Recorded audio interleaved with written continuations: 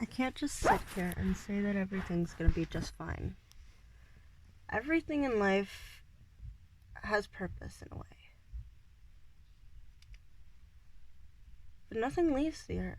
The earth doesn't lose mass or gain mass. Everything just stays the same. It just cycles over and over and over again. There's no way for us to gain mass in this world. The earth weighs the same. It doesn't matter if our pasts weigh us down. Even if the past scares us. The future scares me more. Because it wasn't the past that gives me joy. It wasn't the past that gives me more opportunities. It's the future. But in the same way, it could be opposite. The future doesn't give me these things. I have to earn these things. Life isn't meaningless. But even though people might talk you down, you can't just get back up like nothing ever happened. Those videos and people will tell you, sticks and stones might break my bones, but there's others here to lift me. That isn't true. Those people aren't you. They don't know what you need. They just have training with information about similar people to you, or generic.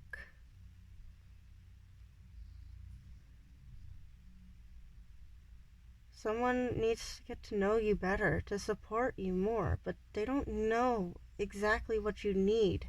They can only guess what could or couldn't help. They can't just say something that always helps one person is gonna help another. You can't just shrug it off. You can't just leave your past behind you. Your past will always be there to haunt you. You see, it's not my past that haunts me or scares me. It's my future, not knowing what's gonna happen.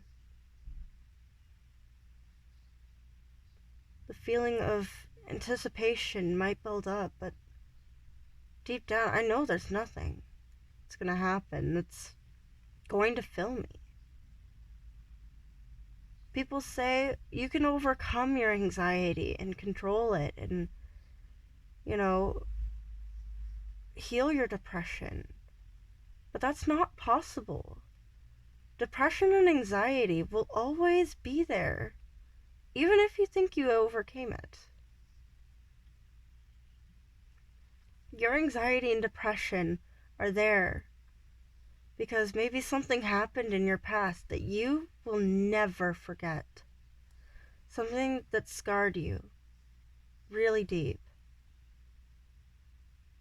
It'll leave that scar. And that just leaves you open for more people to judge you and hurt you. You make mistakes, they notice it, and you're dead. You feel like you're already in your grave. As soon as you make that mistake, you don't think, oh no, what did I do? You think, oh no, people are gonna judge me for this. I have to do something to counteract it. So you try and make it up to yourself. Do your best in school. Get a good job. Have a good family. But sometimes you just don't feel like that hole is filled. You made that mistake. You dug that hole. And you don't know how to fill it. It's not easy. You can't just push through like it's a curtain. It is a solid cement wall, hundreds of miles thick sometimes. And sometimes only chipping away at layers is all you can manage. You're making progress, but you feel like it's endless. There's possibilities in the future, but you feel like there's nothing for you. You feel like there's so many people around you, but you feel alone. You know they're there. You can feel them. But are their consciousness really there to you? People will sympathize with you, but they will never know what you're going through. They don't know what you've seen, what you've heard, what you've felt, what you've been through. They don't know your experiences as well as you do. So they can't normally sympathize with you. They can't stand there and be like, I know, I've been through that kind of stuff before. No, they haven't. They don't know what you've been through. They don't know what happened necessarily. Like, yes, they could have went through something extremely similar to what you just went through, but they didn't have the same feelings as you do. Because that event might have triggered things from your past. They don't have those same things in their past that you do in yours. So that event means something completely different than what the event meant to them. They see it from a different perspective. You see it eye to eye. You might be scared to move forwards. There might be people there to encourage you to keep taking those steps. But they don't know how hard it is. They don't know because they can't see those brick shoes that you're wearing. They don't see how strong you could have been if you didn't have all of the weight.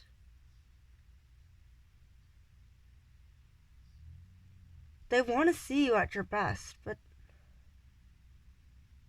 you don't think you can do your best. You always want to feel joy and happy. But what are those emotions really? What are they supposed to mean? Emotions are different for everyone. Experiences are all different. Happiness can be something completely different to someone else. Same with fear. Some people are afraid of spiders, and some aren't. Some absolutely love them. Some sympathize with people in their shows. And some don't, because they haven't had those experiences. You don't know what to do when someone is crying. You don't just walk up to them and be like, hey, are you okay? No, you don't walk up to them and do that. The best thing to do is just to sit there. Don't look at them. Don't go on your phone. Just sit there. Lose yourself in your thoughts. Know that they're there, but don't really pay attention. Let them make the first move. Let them say something or do something.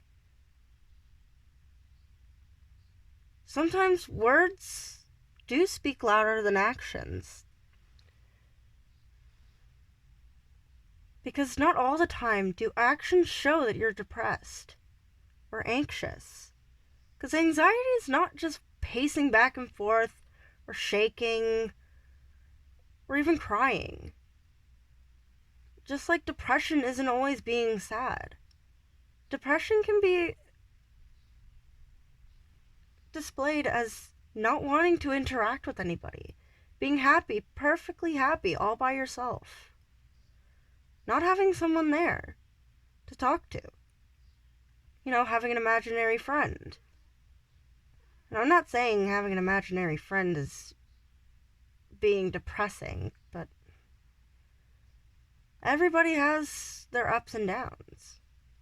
Anxiety isn't just pacing back and forth, crying, shaking. Anxiety can be just completely zoning out for no apparent reason. Just sitting there, playing scenarios, thinking of your past. What am I going to do in the future? Who am I really? Those questions will always zoom around in your mind, but you'll never actually know the answers to them. Because those questions are the questions you ask yourself because you're too scared to actually figure out the answer. That's why you come up with the scenarios.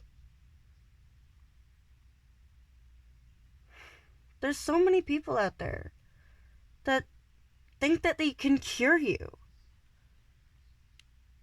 But they can't. They can make you feel better, but that doesn't mean you're cured. The pain is always there. You'll realize that it's there, but be too scared to handle it. Too scared to let it out. You don't know what to do. You just want to hold on to that pain so nobody else has to know that you're in pain. No one else has to bear that burden. You act like you're okay, but you're not. That expression is beyond comprehensible. Some people will think of it as just a little cloud above their head. It's constantly raining on you. But it's so much more than that. It's like the whole entire world.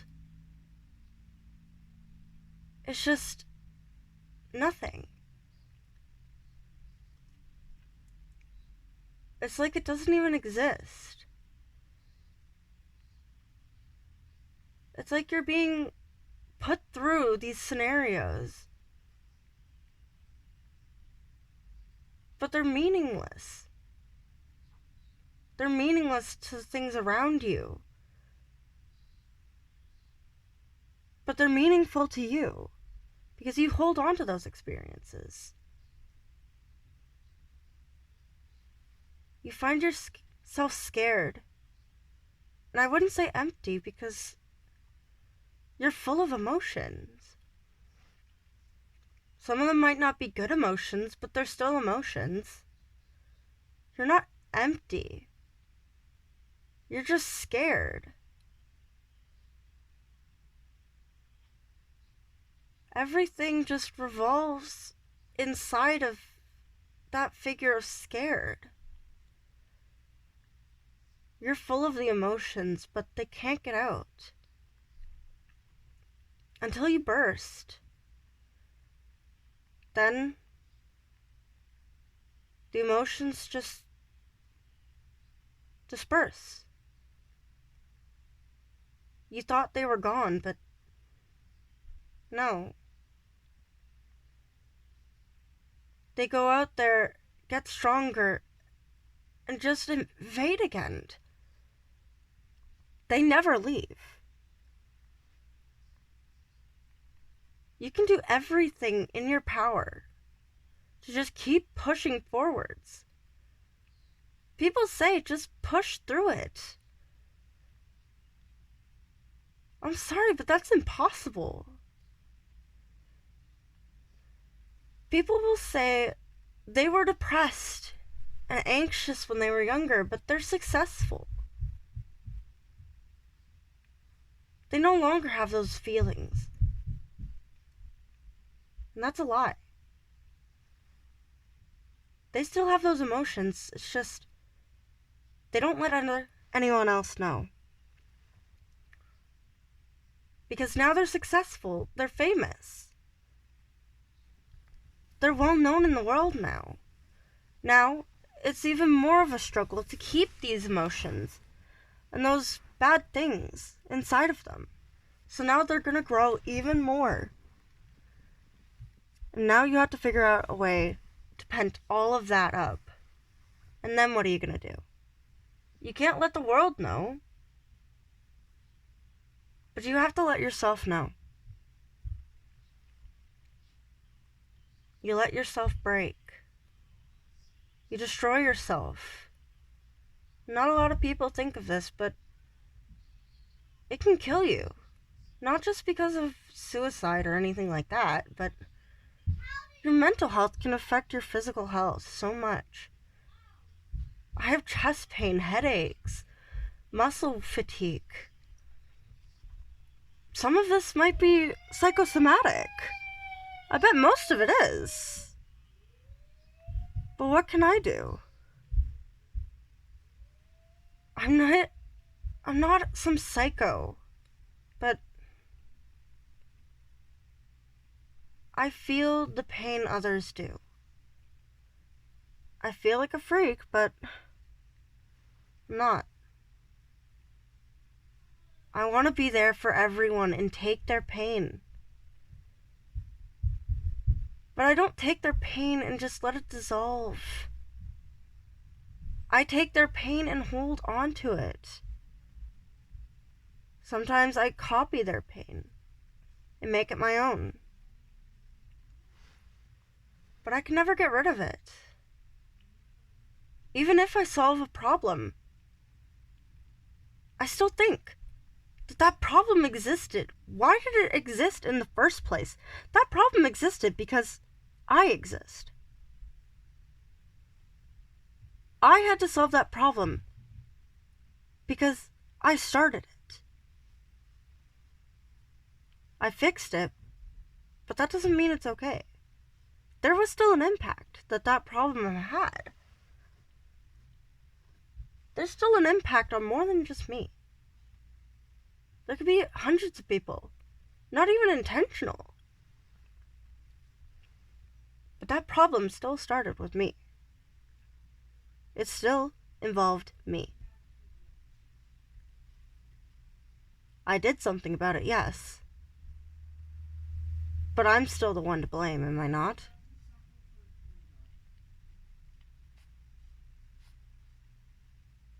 I feel like I'm the issue.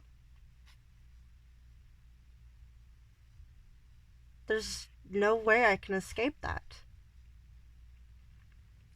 No one can tell me otherwise because, well, I'm stubborn. It doesn't help, but it's there. Sometimes I can switch between personas. You know? Emo, kawaii, anime,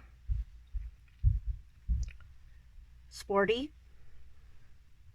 There's an endless possibility within those. I know it sounds weird, but my outfit kind of affects me. You know? The colors, the feeling of the material, the smells. Even my night's sleep affects me, obviously. My dreams, even though I couldn't remember some of them, that doesn't mean they aren't there. It doesn't mean they didn't happen. In the back of my mind, I know those dreams happened. I didn't remember any of them, but they still impact me that day. There's so many things in the world that you can't control, that you let get to you. And that's completely fine. It's just how you deal with them that isn't easy whatsoever. You can never eliminate it. And it's frustrating, I know. And there's nothing I can do to alleviate any pain. Just like there's nothing I can do to add more mass to this Earth. Because unless an asteroid hits, there's still nothing. You know? If we bring more stuff from in space, that adds, does it not? Or does it?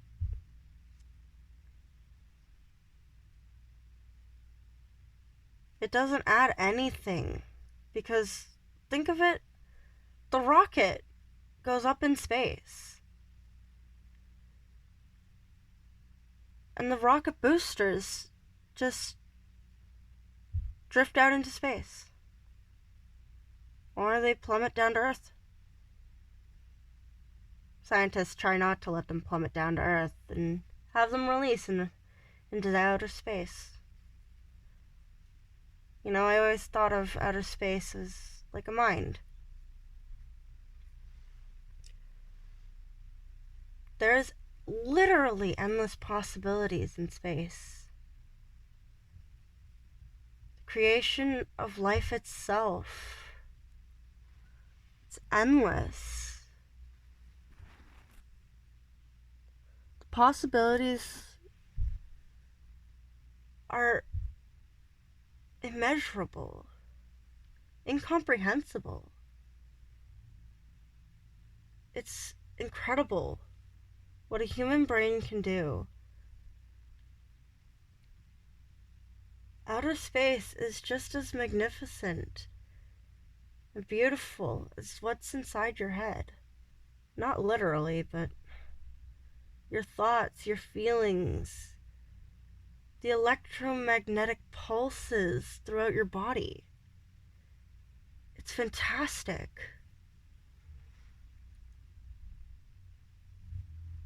There's so many different things out in space, yet so many things in your head. There's parts that we might not even know. There's things in our heads that people can't even comprehend themselves. And that goes for space as well. Nothing is exact. Scientists can't study the brain, like physical brain, until after death. That's why you can't diagnose Alzheimer's exactly until after death.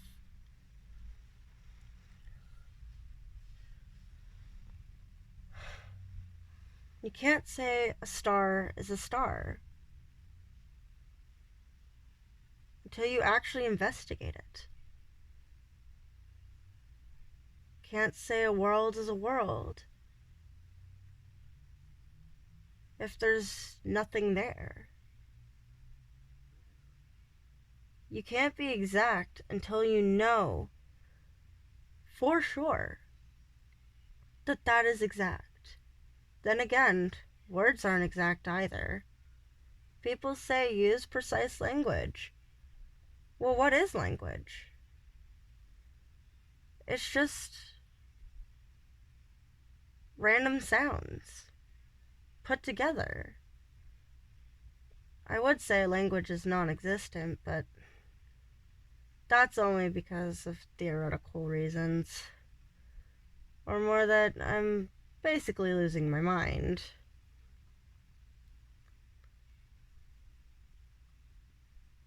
But the world is what it is. Sometimes I don't even understand. Even myself. Like,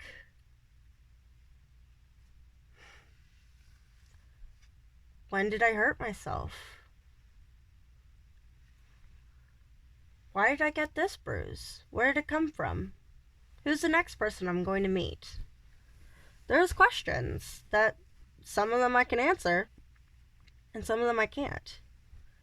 I know where I got one bruise, but I don't know who the next person I'm going to meet is.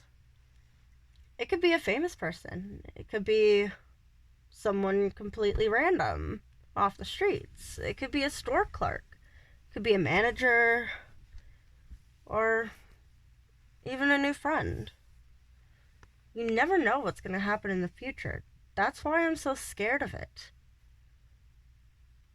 And to be completely honest, I'm not scared of death. I'm scared of a painful death. I'm scared of my last words. And I'm scared of what's going to happen to those around me. After I die, what are they going to do? Am I going to make an impact?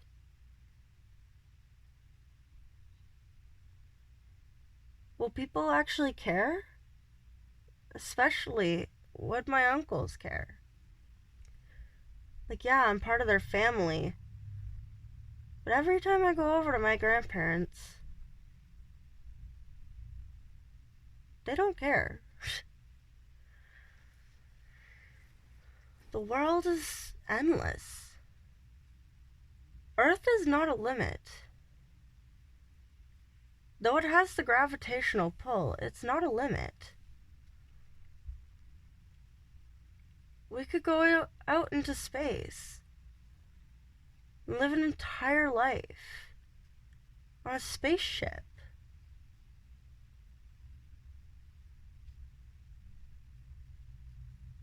We could travel to an entirely different world, even if it takes over 100 years.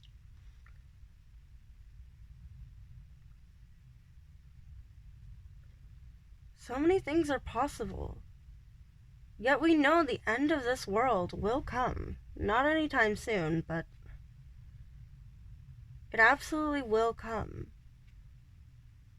Do you ever think, where did the thought of flying cars come from?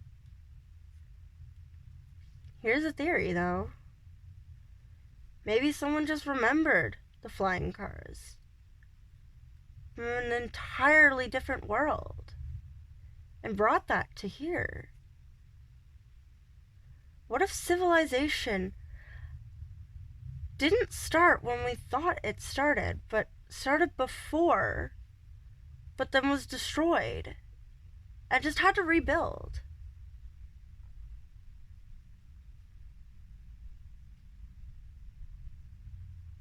What if life just keeps repeating itself here on Earth?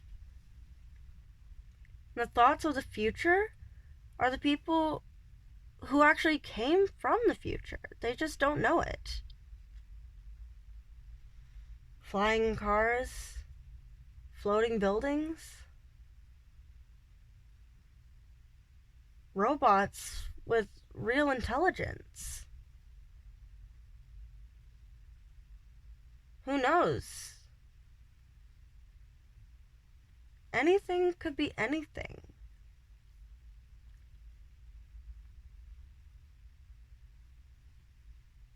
My brain could go anywhere. Any thoughts, feelings, anything. It never matters of what I think. It's how I act on that thought. And from that thought to the action can go from my action to someone else's thoughts and actions. What will they think after I do my action? What would they do? Would they respond in a good way or maybe a negative way? I don't know. What in my environment will I affect if I do the action?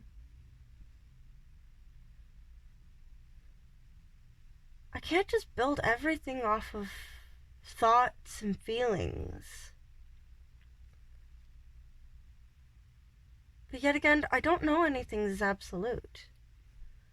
So therefore, every action I do is just an experiment of my capabilities, of what will happen if I do it? And if it comes out bad, what am I supposed to do after that? What if I freak out? What if I get scared? What if someone reacts to that? What if something else bad happens after I did something bad? What if it causes people to become unstable themselves?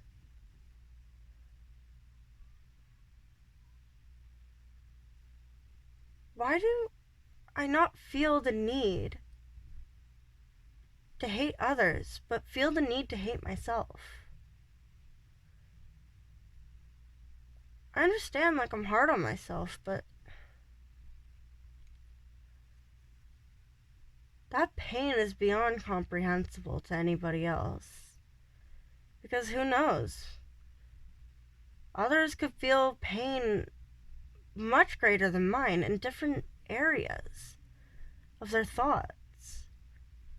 Like, someone feels pain because they lost a limb. Another person could feel pain because, their parents don't approve of them. Others might even feel pain because they know they're not good in school. They're always failing. But that's not entirely their fault. It's nobody's fault. In the back of their minds, they blame themselves, but it's not their fault. It's not anybody's fault. It's such a wide open possibility that you can't just narrow it down to one person. I mean, like, sure, the kid might not have paid attention in school.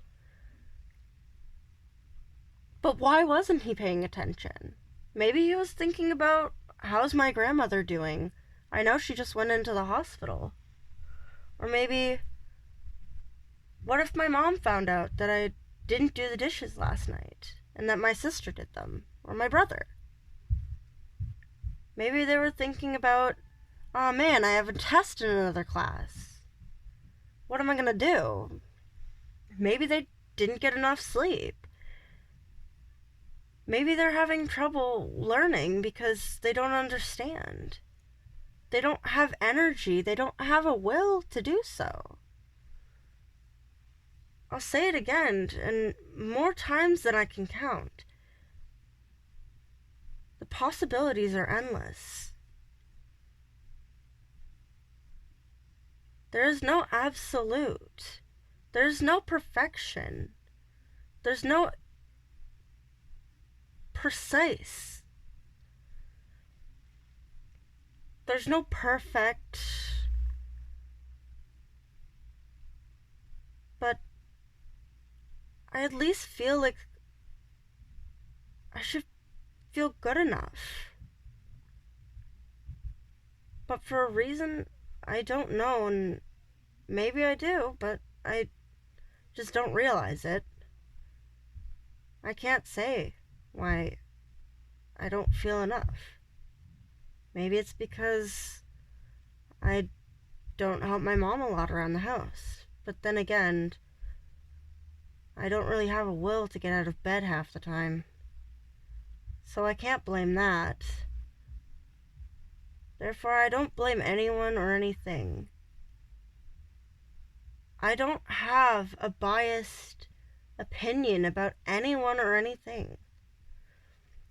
Before I make an opinion, I look at both parties. I look at the entire thing in a big picture. Then pick out each little thing. Like how a child will pick out all their veggies, or pick out all the onions, pick out all the yucky stuff. They just are different. There's no perfect, no exact, no similarity in that. Everybody's different. And we have to accept that. People might be light skin, dark skin, tan, but who cares? We're all human. We all have a brain. We all have an immune system. We're all us. We're all ourselves. Nothing can change that.